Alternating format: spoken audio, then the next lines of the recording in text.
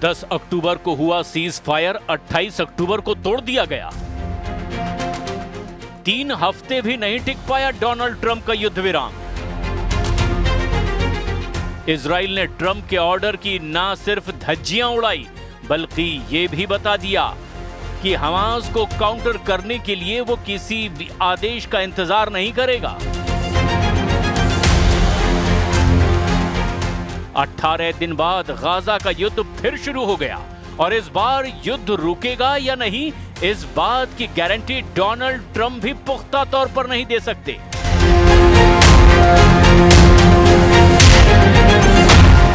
Gaza पर Israel की बमबारी में 100 से ज्यादा लोगों की मौत हुई है। हमेशा की तरह मरने वालों में बच्चों और महिलाओं की तादाद ज्यादा है। ये रिपोर्ट पश्चिमी देशों की न्यूज एजेंसी दे रही है। गाजा में युद्ध विराम तोड़े जाने की खबर 28 अक्टूबर की रात को आई, जब नेतन्याहू ने इजरायली सेना को एक ऑर्डर जारी किया। बेंजामिन नेतन्याहू ने कहा, गाजा पर पावरफुल स्ट्राइक की जाए क्योंकि हमास लगातार सीज फायर तोड़ रहा है, उसे सबक सिखाना जरूरी है। जब नेतन्याहू का ऑर्डर आया तो सबको एहसास हो गया कि अब गाजा में सीज फायर नहीं, डबल फायर होगा। गाजा फिर से जलने लगेगा। गाजा में यही हुआ। इजराइल की एयरफोर्स ने शुरू कर दी बहुत ही खतरनाक बमबारी। जो बम 10 अक्टूबर के बाद से गोदाम में रखे हुए थे वो गाजा पर फटने लगे। गाजा के इलाकों में एम्बुलेंस दौड़ने लगी। जहां जहां इजराइल के बम फटे वहां वहां हाहाकार मच गया।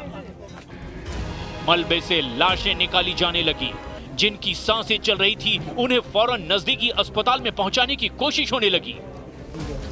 इजराइल की बमबारी में 68,000 से ज्यादा लोगों को गंवा चुका गाजा फिर एक बार मातम मना रहा है। बच्चों की लाशों को उठाने वाला गाजा एक बार फिर बहुत बड़े बोझ को उठाने के लिए मजबूर है। गाजा में कुछ नहीं बचा। भूखमरी और लाशों से घिरा गाजा जिंदा लोगों का कब्रिस्तान है और यहाँ बचे हुए लोगों की जान लगातार खतरे में है, क्योंकि हमास और इजराइल एक बार फिर आमने सामने नजर आ रहे हैं।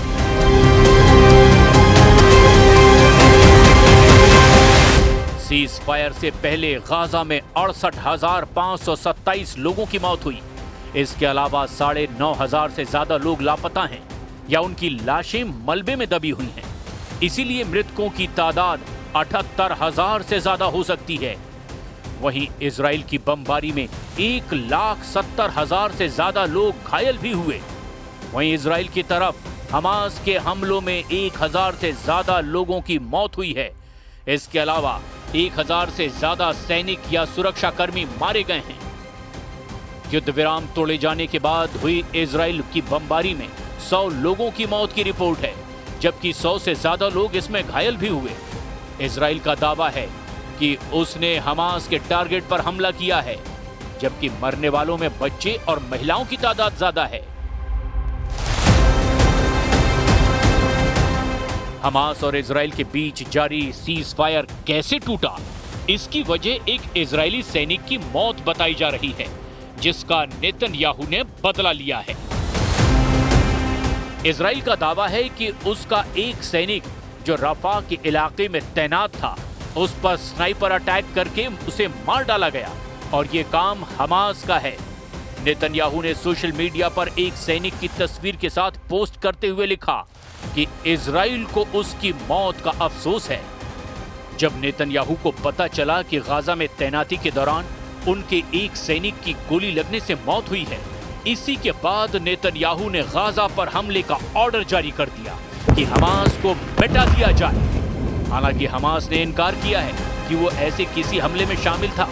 हालांकि उसने सीज फायर नहीं तोड़ा, लेकिन डोनाल्ड ट्रंप ने कहा कि इजराइल को बदला लेने का पूरा हक है।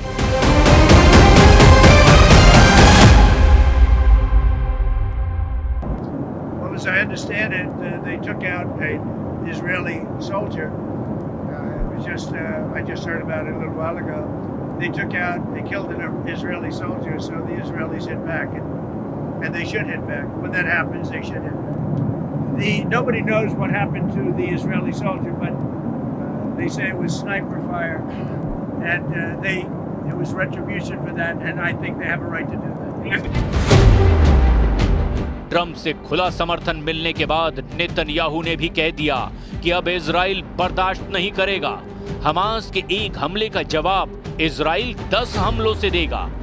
जिस दिन नेतन्याहू ने गाजा पर दोबारा हमले का ऑर्डर दिया, उस दिन वो कोर्ट में भी हाजिर हुए, क्योंकि उनके खिलाफ भ्रष्टाचार का बहुत ही संगीन केस चल रहा है। उन पर यह भी इल्जाम लगता रहा है कि केस से बचने के लिए उन्होंने युद्ध विराम में जानबूझकर देरी की है। 2020 से चल रहे इस केस में पिछले 2 सालों के दौरान नेतन्याहू कई बार राहत की अपील कर चुके हैं। अब बड़ा सवाल ये है कि अब नेतन्याहू के गुस्से का सामना कर रहा गाजा किससे अपील करेगा?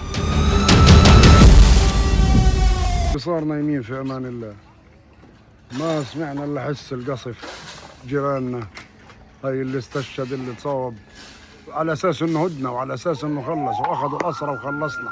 وين العالم العربي والعالم الاسلامي باي لغه خطيبهم العالم العربي والعالم الاسلامي؟ युद्ध विराम के वक्त हमास ने इजराइल के बंधक छोड़े थे, वहीं इजराइल ने फिलिस्तीन के बंधक भी रिहा किए, यानी बंधकों की अदला बदली हो चुकी है। लेकिन फिर सवाल उठा कि बंधकों की अदला बदली के दौरान क्या भरोसे की अदला बदली भी हुई है, या गाजा में अगले दौर का असली युद्ध तो अब शुरू होने वाला है। इजराइल के नए हमले ने तस्वीर बहुत हद तक साफ कर दी है।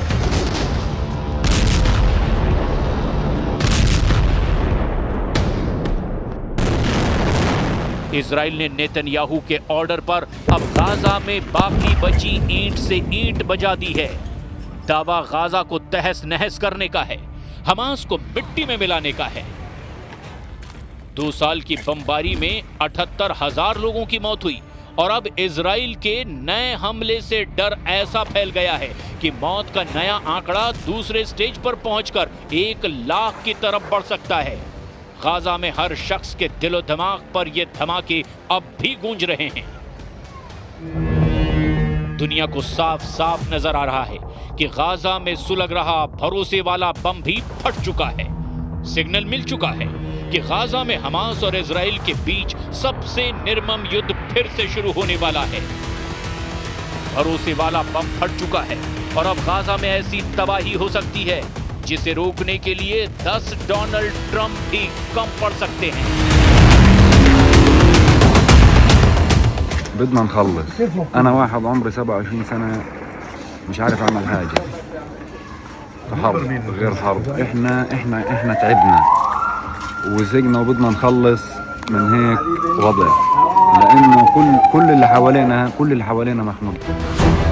गाजा में इजराइल की नई बमबारी ने यूरोप से लेकर अमेरिका तक उन लोगों का भरोसा हिलाकर रख दिया है जो सीज फायर को लेकर डोनाल्ड ट्रंप पर यकीन कर बैठे। अब तो ये बात डोनाल्ड ट्रंप भी समझ चुके हैं कि इजराइल के सामने उनकी बिल्कुल नहीं चलती। लेकिन उनके दावों और वायदों को याद दिलाने से पहले आप देख लीजिए कि ट्रंप ने युद्ध विराम टूटने पर क्या कहा था। Nothing's going to jeopardize.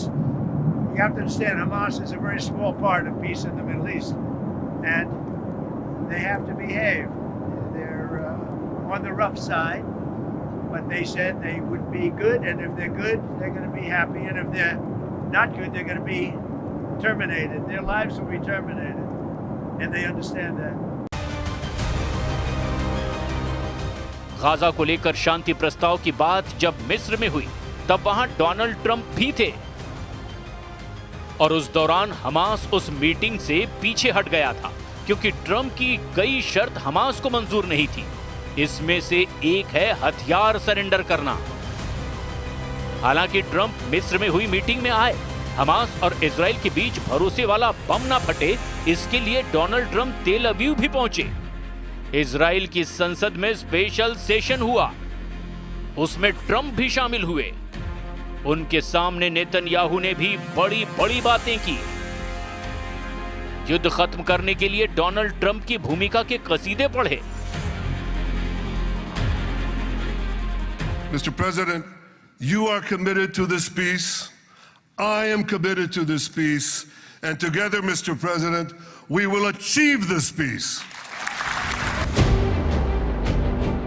Netanyahu deal पर कितना कायम रहे, ये आज की गाजा की तस्वीर बता रही है, क्योंकि 80 से ज्यादा लोगों की मौत के बीच अब सवाल ये उठ रहे हैं कि क्या ये ट्रंप के बस की बात नहीं कि वो नेतन्याहू के युद्ध को काबू कर सकें।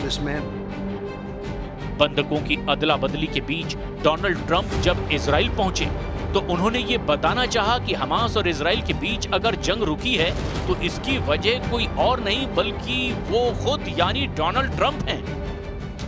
ट्रंप का ऐसे मौके पर इजराइल आना बताने की कोशिश थी कि इस युद्ध विराम का साफा अपने सिर बांधना चाहते हैं, लेकिन 18 दिन के अंदर ही युद्ध विराम फेल हो गया। ना हमास ने हथियार सरेंडर किए, ना इजराइल ने बमबारी पूरी तरह से रोकी। तब डोनाल्ड ट्रंप अपने सपने का गाजा बनाने की बात कर रहे थे, बड़ी बड़ी बातें कर रहे थे। ट्रंप ने इजराइल की संसद को संबोधित करने से पहले वहां मौजूद बहुत से लोगों को अपनी लाल ब्रांड वाली टोपी पहना दी। इस टोपी पर लिखा था ट्रंप द पीस प्रेसिडेंट, यानी ट्रंप ने अपनी तारीफ खुद करने वाला पैंतरा अपनाया और इजरायली संसद ने इसे हाथों हाथ लिया। लेकिन आज का सच ये है कि डोनाल्ड ट्रंप ने अपने सिर पर युद्ध विराम का जो सेहरा बांधा वो 18 दिन बाद गाजा में नोच कर फेंक दिया गया। डोनाल्ड ट्रंप ने तेल अवीव में दिया गया अपना ये पुराना बयान सुना होगा तो वो भी अब सोचेंगे कि आगे मीडिया को जब वो बताएंगे कि कितनी जंग उन्होंने रुकवाई तो उसमें से एक युद्ध को कम करना होगा, क्योंकि अब गाजा में इजराइल और हमास के बीच युद्ध फिर से तेज होता नजर आ रहा है। गाजा का मुद्दा न्यूयॉर्क में हो रहे मेयर पद के चुनाव में उठा है।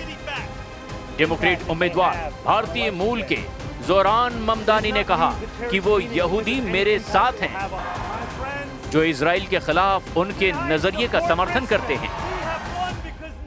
No, nothing's going to jeopardize. You have to understand, Hamas is a very small part of peace in the Middle East, and they have to behave. They're on the rough side, but they said they would be good, and if they're good, they're going to be happy, and if they're not good, they're going to be terminated. Their lives will be terminated, and they understand that. Gaza में 2 सालों से युद्ध के दौरान 1 lakh ton बम गिराया गया। कोई building साबुत नहीं बची। सिर छुपाने के लिए तंबुओं के अलावा अब गाजा के पास कुछ भी नहीं है। इसमें कोई शक नहीं कि गाजा पर बमबारी को लेकर पूरी दुनिया की नाराजगी टीवी स्क्रीन पर छाई रही। यूरोप से लेकर अमेरिका तक पब्लिक सबसे ज्यादा सड़कों पर उतरी, लेकिन पश्चिम एशिया में अरब देशों का गुस्सा ठंडा ही रहा। लेकिन अब हमास और इजराइल के बीच रुका हुआ युद्ध फिर से भड़क गया है। हमास से ज्यादा इजराइल भी एक नई टेंशन से जूझ रहा है, क्योंकि फिलिस्तीन देश को लेकर दुनिया की जो डिमांड है वो भारत, चीन, रूस समेत तमाम यूरोप के देशों का रुख इजराइल को तनाव देने के लिए काफी है।